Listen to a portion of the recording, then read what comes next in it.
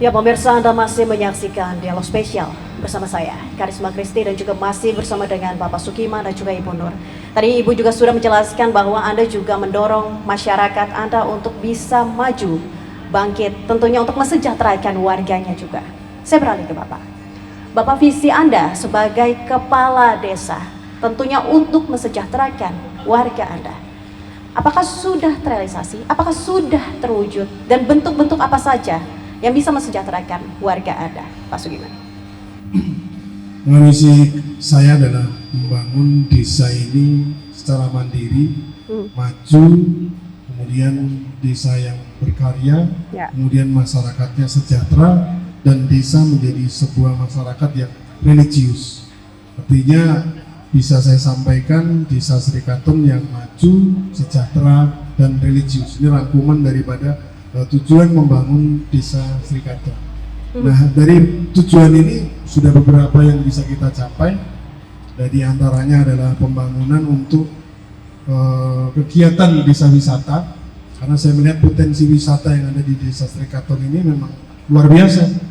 Karena di situ ada Gunung Batu, kemudian ada alun-alun, kemudian UMKM kita juga banyak, kemudian artinya batu bungur kita yang pada waktu itu juga pernah dipakai Pak Jokowi dalam upacara HUT RI tahun 2022 kemarin.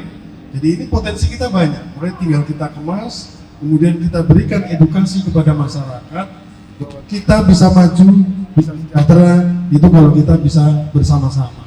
Karena tidak mungkin saya sendiri bisa melaksanakan apa yang menjadi visi saya dan teman-teman semua tanpa didukung oleh semua masyarakat. Begitu juga masyarakat, banyak keinginan supaya desanya maju, desa ini, tapi kalau tidak diserap aspirasinya oleh kami, ya tidak akan maju juga.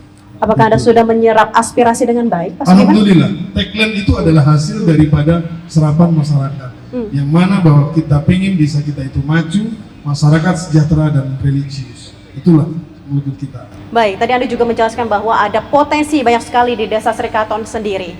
Mungkin Anda bisa menjelaskan dan juga menjabarkan lebih detail terkait mungkin potensi wisatanya, Pak? Oh iya. Potensi yang pertama kita adalah punya Gunung Batu. Gunung Batu. Ya, bisa kita kembangkan, ini adalah wisata alam yang ada di desa Srikaton.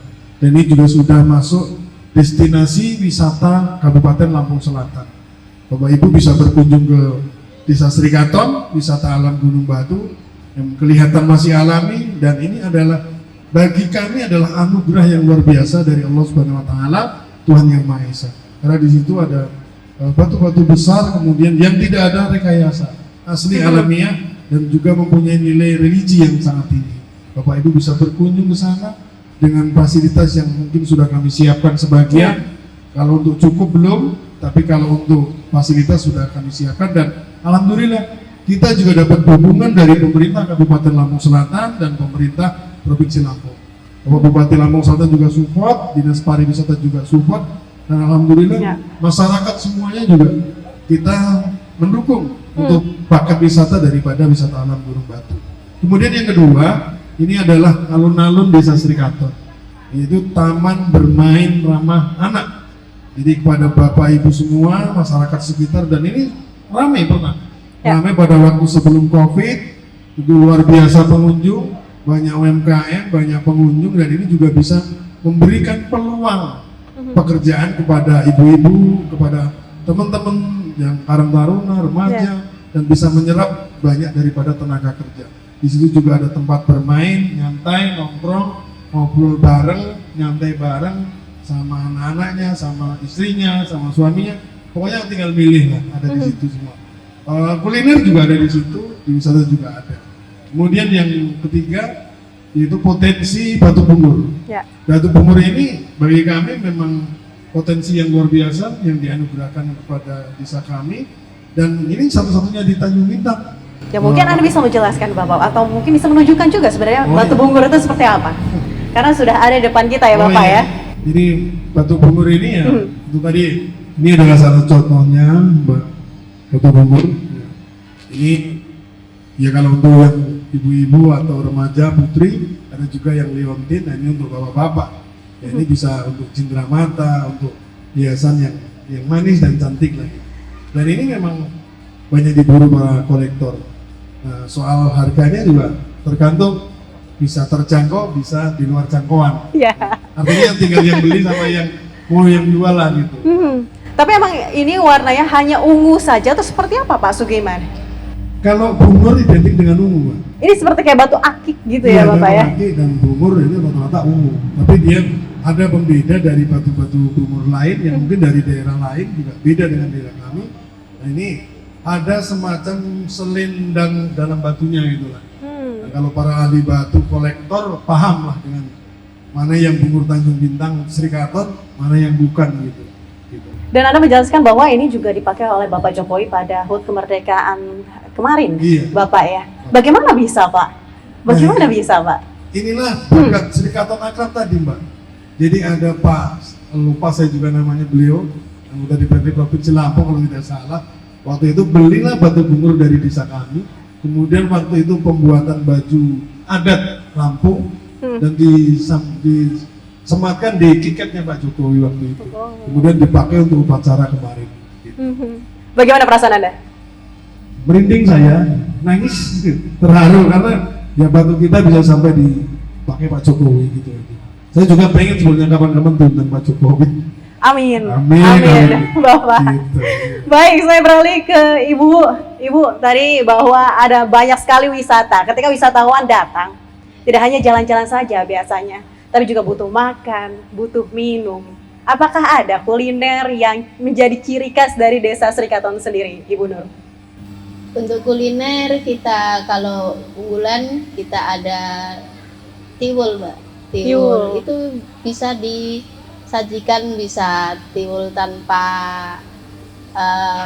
sayur bisa. Kemudian yang terutama itu kalau kita terkenalnya tiwul goreng, Mbak, kalau di Srikaton itu.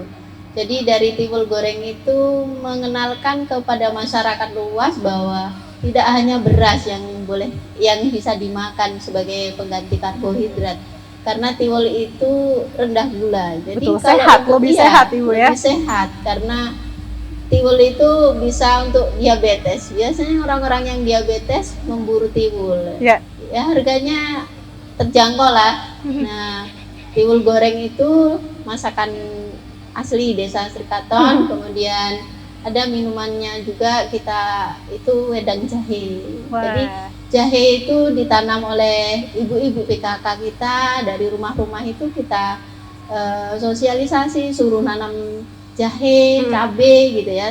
Nah, kalau jahenya itu kita tampung, kemudian kita bikin wedang jahe, diproses jadi wedang jahe. Nah, nanti bisa untuk minuman yang nanti datang ke wisata alam Gunung Batu dan alun-alun Desa Srikaton. Ya, pemirsa, itu mungkin bisa Anda coba ya ketika Anda datang ke Desa Srikaton, Tanjung Bintang, Lampung Selatan ya. Bapak tadi juga Ibu sempat menjelaskan Pak bahwa wisata-wisata ini juga bisa menjadi salah satu pendongkrak ekonomi juga, gitu ya Pak ya. Untuk pengelolaan wisata dari Gunung Batu sendiri, apakah itu warga sekitar Pak yang mengelolanya? Kalau untuk pengelolaan wisata alam Gunung Batu ini ada pengelola khusus namanya Pokdarwis. Pokdarwis. Yaitu kelompok sadar wisata. Dan ini juga sudah resmi oleh pemerintah Kabupaten Lampung Selatan. Nah, beliau inilah yang kelompok yang menangani tentang pariwisata. Bagaimana memberikan pelayanan, kemudian memberikan rasa yang nyaman kepada para pengunjung dan bekerja sama dengan semua pihak, baik Karang Taruna, masyarakat, pemerintah desa, maupun dari pihak keamanan dan ketertiban. Gitu. Jadi kita semuanya bersama-sama memberikan rasa yang aman, nyaman kepada seluruh pengunjung yang datang di wisata Gunung Batu, di alun-alun, dan utamanya di Desa Srikaton. Baik Pak Sugiman dan juga Ibu, kita akan lanjutkan di segmen berikutnya. Pemirsa Metro TV Lampung, jangan kemana-mana, usai jeda pariwara kami akan segera kembali. Tetaplah bersama kami.